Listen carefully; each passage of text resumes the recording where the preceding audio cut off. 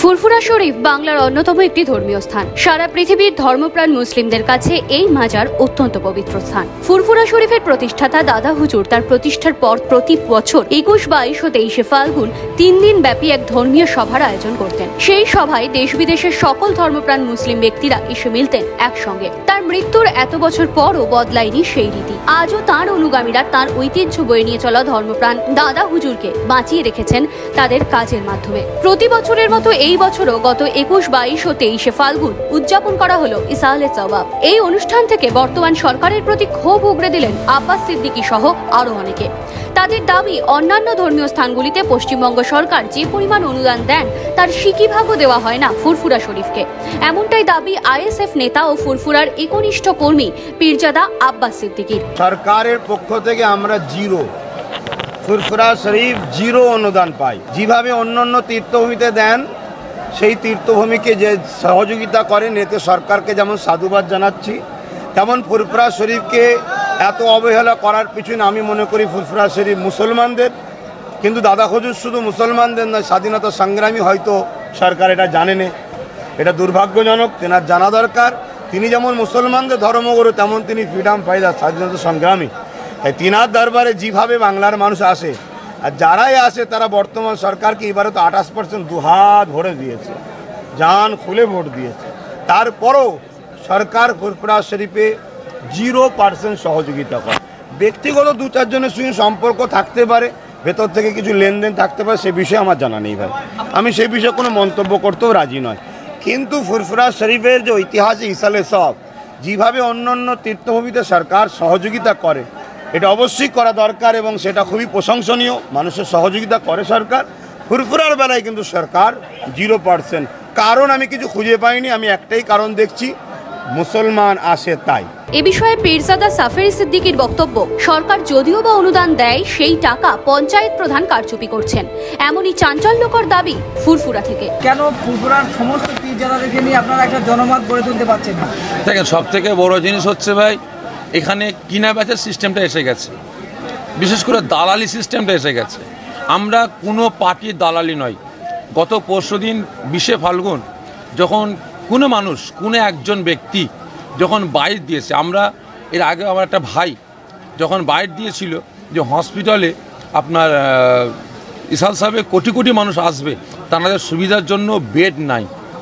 গত আপনার 20 ফাল্গুন আমরা মিডিয়াকে নিয়ে গেলাম, একজন বাইট দিয়েছিলেন কি যে দুতলাটা কেন দেখানো হলো না, হসপিটাল দুতলা হয়ে গেছে, বিরাট ব্যাপার হয়ে গেছে। গত 20 ফাল্গুন আমরা নিজেরা মিডিয়াকে নিয়ে গিয়ে দেখালাম যে ওখানে কতটা বেড করা আছে। মিডিয়াকে আমরা দেখিয়েছি ওখানে বেড আছে পুরুষদের জন্য 5টা, মহিলাদের জন্য 5টা, বাচ্চাদের জন্য 1টা। দুতলার ওপরে তুলে দেখালাম, পুরো হল রুম ফাঁকা, কোনো বেড নাই, কোনো কিছুই নাই। বিশেষ করে 20 ফাল্গুন কয়েক লক্ষ মানুষ ফুরফুরা দরবার শরীফে হাজির হয়েছে। আজকে প্রায় কম বেশি 35 থেকে 40 লক্ষ মানুষ ফুরফুরা শরীফে হাজির হয়েছে। আজকে যদি 100টা মানুষ শরীর অসুস্থ হয়, তাহলে হসপিটালে বেডে শোয়াবে কোথায়? তাহলে রাস্তার উপরে শোয়াতে হবে, তাদের রাস্তার উপরে শুয়ে তাকে ট্রিটমেন্ট করতে হবে। আর বিশেষ করে ফুরফুরা দরবার শরীফে হসপিটালে যোগ্য ডাক্তার নাই।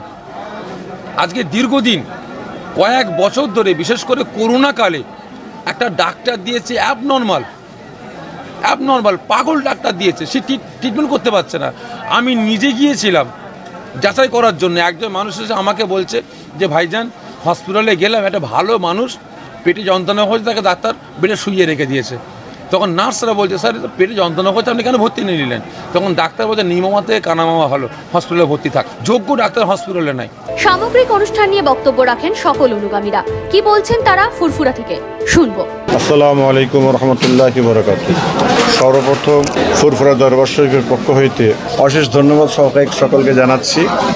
এবং দেখতে পাচ্ছি অনেক তোমরা খুব কষ্ট মেহনত করেছো।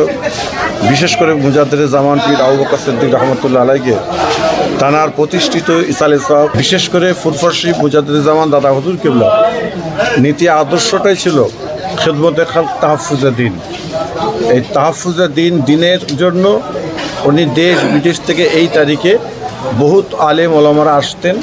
তারা এসে মাসলা মাসাইল বা ফারাইজ যে কোনো প্রবলেম সলভ করার জন্য। এবং একটা নিয়ম আছে যে মাগরিবের নামাজের পর জিকির, তারপরে আছে ওয়াতনাসিয়াত, এশার নামাজ আছে, আবার ফজর বাদ ফজরের জেকের আছে। জেকেরের পরে আবার সময় নিয়ম হচ্ছে কোরআন শরীফ তেলাওয়াত করা।